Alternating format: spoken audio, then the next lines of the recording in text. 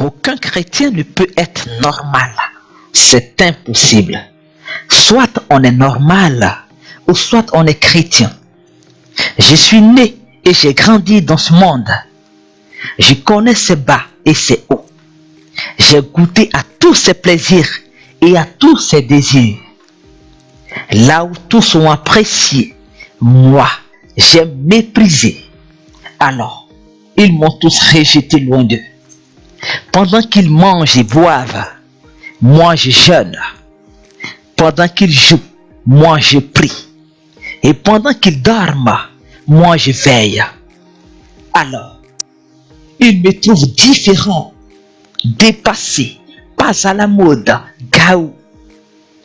Je les vois insulter leur aîné, leur femme, tenir tête à leur mari, manquer de respect à leur mère, à leur père, être dépravé, ça donne aux choses du monde.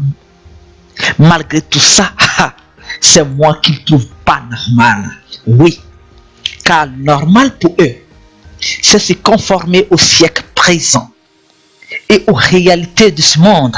Le normal pour eux, c'est de réussir sa vie à tout prix, à gagner le monde, quel que soit ce qui doit se passer, même si c'était pour donner les armes au diable.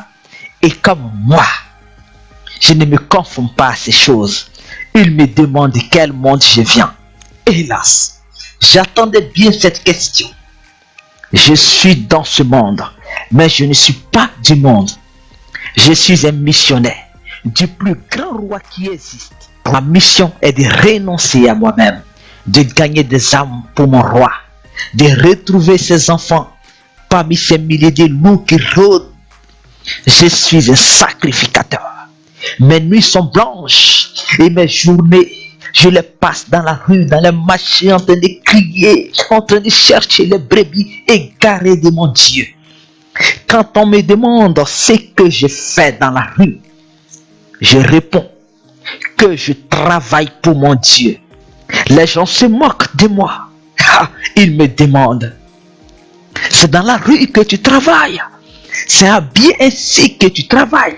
Qui t'a embauché? Quel poste tu occupes? Moi, je réponds, j'ai été recruté par le Fils unique de mon roi, celui qui m'a appelé. Il m'a appelé directement sans intermédiaire. Il a vu dans la boue dans laquelle j'étais. Il a vu ma souffrance. Il a vu l'iniquité qui pesait sur ma tête. Il a vu la saleté qui était sur moi. Il a vu le rejet, le mépris que les gens avaient placé à moi. Il m'a regardé au fond du trou, au fond de ma famille. Et il a regardé la douleur dans laquelle j'étais. Et il m'a dit, toi, je t'aime. Toi qui es assis, je t'aime. Je partais à l'école en route, il m'a croisé, il m'a dit, je t'aime. J'étais dans mon foyer méprisé, il m'a croisé, il m'a dit, je t'aime. J'étais au fenêtre, il m'a croisé, il m'a dit, je t'aime. Lorsque Jésus m'a dit cela, il m'a dit, travaille pour moi. J'ai dit, Seigneur, je vais travailler pour toi.